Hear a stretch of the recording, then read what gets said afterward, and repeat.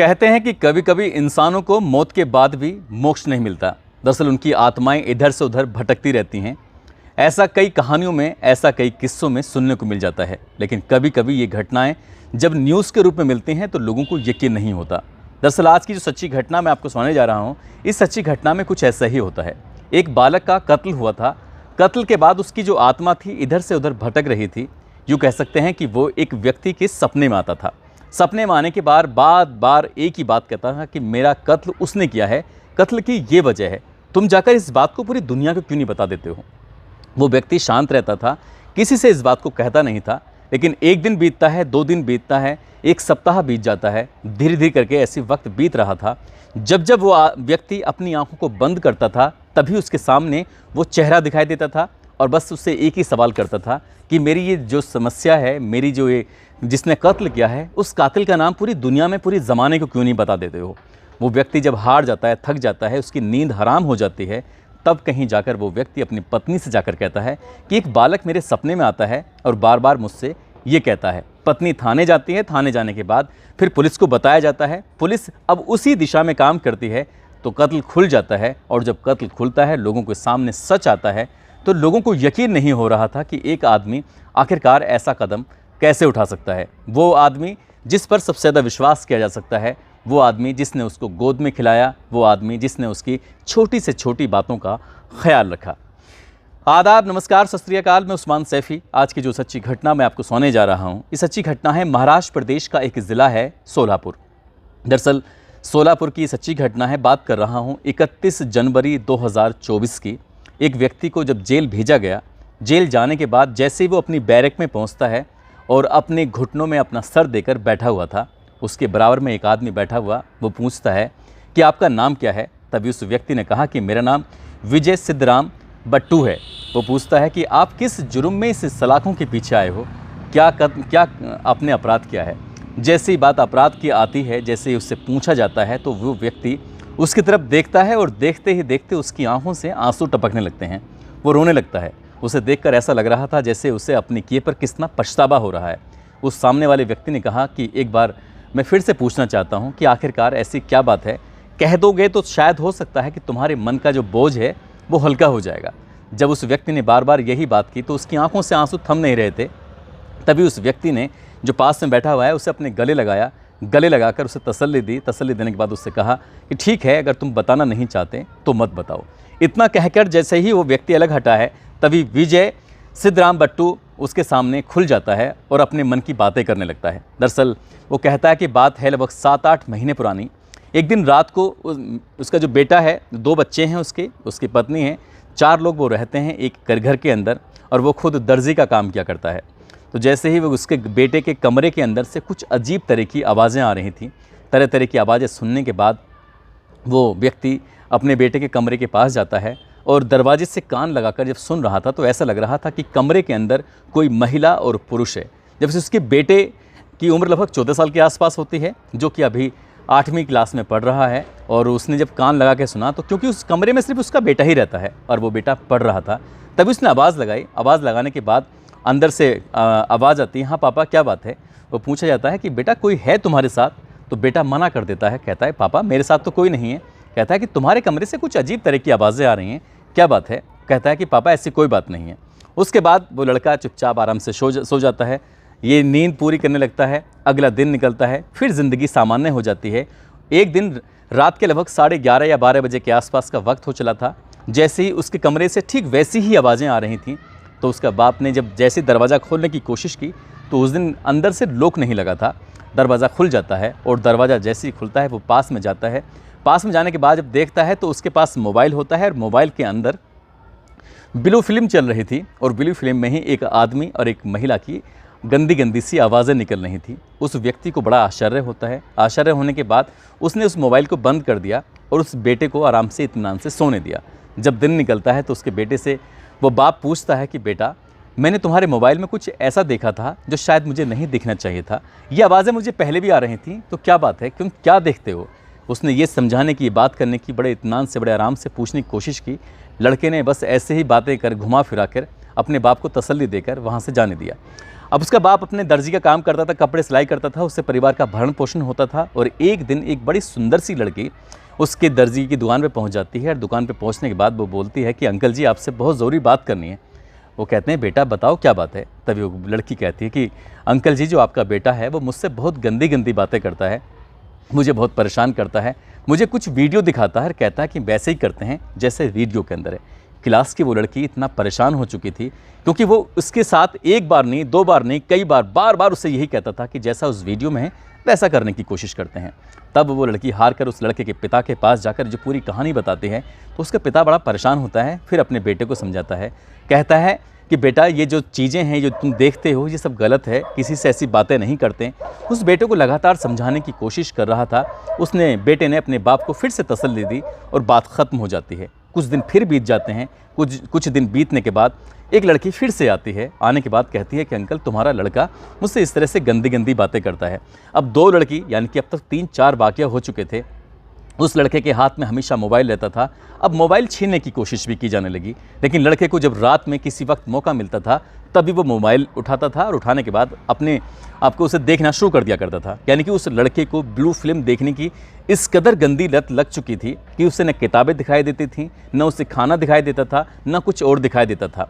तब उस व्यक्ति ने स्कूल जाकर बातचीत करने की कोशिश की तो कई और बच्चों ने भी इसी तरह की शिकायत की कि तुम्हारा लड़का हमसे गंदी गंदी बातें करता है। यानी कि अब उसका जो लड़का था वो पूरा उससे आदत बन चुकी थी इस तरह की गंदी फिल्में देखने की। और जब गंदी फिल्में देखता था तो उसकी आदत ये कोशिश करता था कि किसी लड़की के साथ वो बिल्कुल वैसे ही करे जैसे क्या उस वीडियो के अंदर कोई महिला पुरुष करते हैं। उस दर्जी ने अपने बेटे को बहुत प्यार से समझाने की कोशिश की, लेकिन बेटे की आदत पूरी तरह से ख़राब हो चुकी थी। अब आसपास की लड़कियां जो होती थीं उनकी यहाँ से भी शिकायत आनी शुरू हो जाती हैं। पहले स्कूल से शिकायत थी तो फिर आसपास की लड़कियों से शिकायत आने लगती है। तब दर्जी बहुत ज़्यादा परेशान हो जाता है। वो इतना परेशान हो जाता है कि रो रो कर अपने बेटे को समझाने की कोशिश कर रहा था कि बेटा अगर तुम गलत रास्ते पे जाओगे तो गलत आदमी बनोगे, सही रास्ते पे जाओगे तो सही बनोगे और ये जो भविष्य है ना वो ख़राब हो जाएगा। भले ही उस दर्जी ने अपने बेटे को लाख कोशिशें की समझाने की, लेकिन उस बेटे के दिमाग में कोई बात घुस ही नहीं रही थी। वो थक जाता है, हार जाता है। और एक दिन यानी कि 13 जनवरी 2024 की सुबह लगभग 8 बजे के आसपास वो अपने बेटे से कहता है कि बेटा चलो कहीं घूमने चलते हैं। जैसे वो घूमने वाली बात आती है तभी लड़का कहता है ठीक है पापा चलते हैं। जब वहाँ से घर से निकलते हैं, मोटरसाइकिल बैठते हैं, बैठने के बाद कुछ दूर आगे चलते हैं, 2 कोल्ड ड्रिंक ली जाती हैं। कोल्ड ड्रिंक लेने के बाद अपने बेटे से कहता है कि बेटा ये कोल्ड ड्रिंक पी लो आराम से, कोई दिक्कत नहीं है, मैं भी कोल्ड ड्रिंक पी लेता हूँ। और जैसे ही उस लड़के को कोल्ड ड्रिंक की बोतल दी जाती है उसके बाद वो कहता है कि क्या नमक डालोगे? तो कहता है कि हाँ पापा मैं नमक डाल के पी लूँगा, कोई दिक्कत नहीं है। और जब बात नमक डालने की आती है तो उसने उसकी बोतल में सोडियम नाइट्रेट डाल दिया, जो कि एक तरह का जहर होता है, जो कि एक तरह के कंपनियां वगैरह यूज़ करती हैं वो उसका ब्लास्ट में भी इस्तेमाल होता है। वो नमक जैसा ज़रूर दिखता है लेकिन वो जहर होता है, उसे खाते ही कोई भी इंसान मर सकता है, दम तोड़ सकता है। जैसे ही उस बेटे ने उस कोल्ड ड्रिंक की बोतल को पूरा का पूरा पिया उसके बाद उसकी अचानक से तबीयत ख़राब हो जाती है। वो किसी स्थिति में रहता नहीं है। तभी उस बेटे को वो किनारे पे लेके जाता है, जो सड़क के किनारे होता है, वहाँ जाकर उसे बैठा देता है तसल्ली से। जब तक वो लड़का दम नहीं तोड़ देता, यानी कि उसकी आखिरी सांसें नहीं थम जाती, तब तक बाप उसके बराबर में बैठा रहता है। और जैसे ही वो लड़का मर जाता है, जिसकी उम्र लगभग 14 साल के आसपास होती है, उसके बाद मरने के बाद उसकी लाश को वहीं सड़क के किनारे एक गड्ढे में डालकर वहाँ से आराम से निकल आता है। निकलने के बाद सीधा अपने काम पे पहुंचता है, काम से घर आता है। घर आने के बाद पत्नी से पूछता है कि विशाल दिखाई नहीं दे रहा है, कहाँ गया है? तो उसकी पत्नी कहती है आज तो सुबह से वो घर से गायब है, उसका पता ही नहीं चल रहा है। पूरी रात उसका इंतज़ार किया जाता है। अब वो नाटक कर रहा था अपने बेटे के गायब होने का। अगला दिन यानी कि 14 जनवरी 2024 आता है। जब परेशान हो जाते हैं कि बेटा कहीं दिखाई नहीं दे रहा है, वो अपनी पत्नी कीर्ति से कहता है कीर्ति क्या हुआ, बेटा के बारे में कुछ समझ में नहीं आ रहा है। इसके बाद जब यहाँ से कुछ सफलता नहीं मिलती है तो वो आसपास के लोगों से पूछते हैं, अपने रिश्तेदारों से बातचीत करते हैं। पत्नी भी अपने बेटे को लेकर रोने लगती है, बहुत ज़्यादा परेशान होने लगती है। अब कीर्ति और उसका जो पति होता है विजय सिद्धराम बट्टू, ये दोनों सीधे थाने जाते हैं। आसपास का जो थाना होता है वो जोधबावी पैठ पुलिस स्टेशन होता है, वहाँ जाते हैं। इंस्पेक्टर साहब अजय जगपात से मुलाकात करते हैं। कहते हैं कि हमारा बेटा 13 जनवरी की सुबह लगभग 8 बजे से गायब हो चुका है, वो कहीं मिल नहीं रहा है, हम बहुत परेशान हैं। इसके बाद पुलिस जैसा कि हर मामले को लेती है, शुरुआत में पुलिस शिथिलता से इस मामले को लेती है, गंभीरता से नहीं लेती। उसके बाद पुलिस कहती है कि ठीक है हम इस मामले की जांच कर रहे हैं और जितनी जल्दी हो सकेगा उस लड़के को ढूंढने की कोशिश करेंगे। पुलिस अपने काम में लग जाती है। लगभग 3-4 दिन बीत जाते हैं और जैसे 3-4 दिन बीतते हैं वो बॉडी जो अपनी जगह पर पड़ी हुई थी उसमें से दुर्गंध आने लगती है। और राहगीरों को जब दुर्गंध आती है तो राहगीरों ने पुलिस को फ़ोन किया। पुलिस मौके पर पहुंचती है और जब पुलिस मौके पर पहुंचती है तो उस लाश की जब शिनाख्त कराई जाती है तो कीर्ति भी और विजय भी, वो दोनों अपने बच्चे की लाश के रूप में उसे स्वीकार कर लेते हैं कि हमारा ही बेटा है। और जब उसका पोस्टमार्टम कराया जाता है सिविल हॉस्पिटल में तो पता चलता है कि सोडियम नाइट्रेट इसको दिया गया था, एक जहर दिया गया था जिसकी वजह से इसकी मौत हो गई है। अब पुलिस इस मामले को अब गंभीरता से लेती है। आसपास के लोगों से पूछताछ कर रही थी लेकिन पुलिस के पास कोई सबूत नहीं था। अब कहाँ से कैसे उसे किसने मारा है, क्यों मारा है, उसकी दुश्मनी, बहुत सारे एंगल निकालने पुलिस ने शुरू कर दिए लेकिन पुलिस के हाथ में कोई ऐसा सबूत नहीं लग रहा था जिसके आधार पर कह सकें कि कातिल कौन है। लेकिन जो विजय होता है, जब विजय सोता था तो उसको बुरे बुरे सपने दिखाई देते थे और सपने में उसका बेटा आता था विशाल, कहता था कि पापा इतनी बड़ी खता तो नहीं कर दी थी कि आपने मुझे सीधा मार ही डाला। अब एक काम करो, मम्मी को सब कुछ सही से बता दो कि आखिरकार क्या क्या बात हुई थी। वो डर जाता है, एकदम उठ के बैठा हो जाता है और ज़ोर ज़ोर से रोने लगता है। पत्नी आती है, उसके पास आकर पूछती है क्या हुआ, तुम कैसे डर गए थे। वो कहता है कि कोई बात नहीं, बस बेटे की याद आ रही थी। उसने बहाना बनाने की कोशिश की। दूसरी रात आती है, तीसरी रात आती है और हर रात में, हर वक्त, हर जगह बेटे का चेहरा उसके सामने पड़ता था, वो चेहरा दिखाई देता रहता था। अब वो दर्जी इतना ज़्यादा परेशान हो जाता है कि रात में किसी वक्त भी उठकर बैठ जाया करता था। पत्नी बार बार पूछती है कि आखिरकार क्या है, तुम इतना परेशान क्यों रहते हो। वो कहता है कि बेटे की याद आती है, बस इसी तरह का बहाना बना लिया करता था। जब लगातार ऐसे ही वक्त बीत जाता है तब 28 जनवरी 2024 की रात को जब वो बहुत बुरी तरह से डर जाता है अपने बेटे को लेकर, तब अपनी पत्नी को पूरी कहानी बयां करता है। उस रात कई मेहमान भी थे। जब मेहमानों के सामने ये पूरी कहानी बताई जाती है तो लोगों को यकीन नहीं हो रहा था कि एक बाप ने अपने बेटे से छुटकारा पाने के लिए कुछ इस तरह का षड्यंत्र रचा।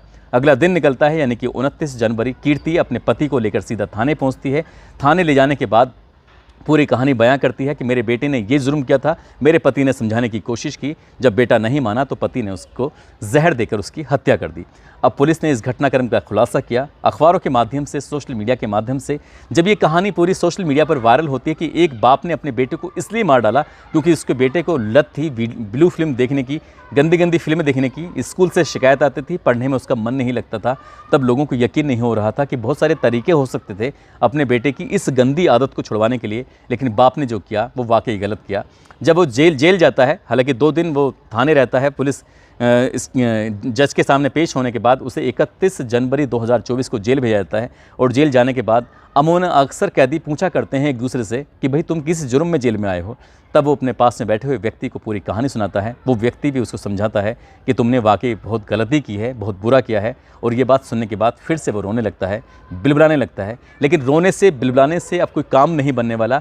जो उसने गलत काम किया है, जो उसने अपने बेटे का कत्ल किया है, शायद उसकी सज़ा वो पूरी ज़िंदगी भुगतेगा, वो भुगतने के बाद भी, लेकिन उसे कभी ज़िंदगी में सुकून नहीं मिलेगा जो उसने किया है।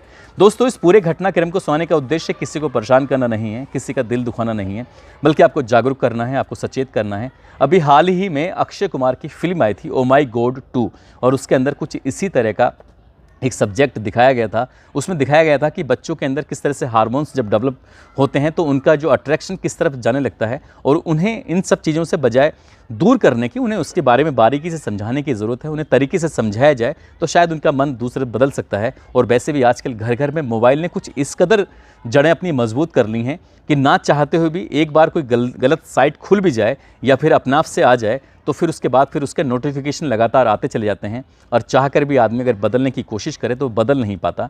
तो बहुत सारे घरों में अब ऐसी गंदी गंदी वीडियो अपने आप से भी आने लगती हैं। अब ज़रूरत है अपने बच्चों के मोबाइल को हर वक्त देखने की, परखने की, आखिरकार बच्चा सही काम कर रहा है या नहीं कर रहा है। मोबाइल की हिस्ट्री में जाएं, गूगल की हिस्ट्री में जाएं, साथ ही यूट्यूब की भी हिस्ट्री में जाएं और वहाँ से बीच बीच में पता करते रहें कि बच्चा जो पढ़ रहा है वो सही से पढ़ रहा है, कहीं ऐसा तो नहीं है कोई गलत वीडियो देख रहा हो। दोस्तों, जाते जाते आज शाहीन खान हैं, गोपालगढ़ के रहने वाली हैं। साथ ही संदीप राजपूत ये फौजी हैं और आदित्य मिश्रा हैं जो कि अलीगढ़ के रहने वाले हैं। उमराव सिंह राठौर जो कि बाड़मेर के रहने वाले हैं। आज इन सभी का जन्मदिन है। इनको जन्मदिन की ढेरों सारी शुभकामनाएं, बहुत बहुत मुबारकबाद। साथ ही कुछ लोगों ने नाम लेने की अपील की है, जिसमें बलिया से सोनू गुप्ता हैं, अलीगढ़ से भानु शर्मा, छत्तीसगढ़ से भागमती भार्गव हैं, आराधना हैं, अब्दुल मन्नात हयात कराची के रहने वाले हैं, असम के रहने वाले रमाकांत यादव हैं, भिंड से हरिओम बघेल, देवरिया से आश मोहम्मद हैं, सहारनपुर से मोहम्मद मुरसलीन, करौली से पप्पन गुज्जर, ललितपुर से गंगाराम, गुड़गांव से हैं गुरुग्राम से श्याम सुंदर यादव, समीर मेवाती, सागर ठाकुर जो कि गुजरात से हैं, सैयद शहजाद जो कि महाराष्ट्र के रहने वाले हैं, प्रयागराज से चंद्रजीत यादव, इटावा से जान मोहम्मद। आप सब लोग अपना ख्याल रखें, सुरक्षित रहें। जय हिंद, जय भारत।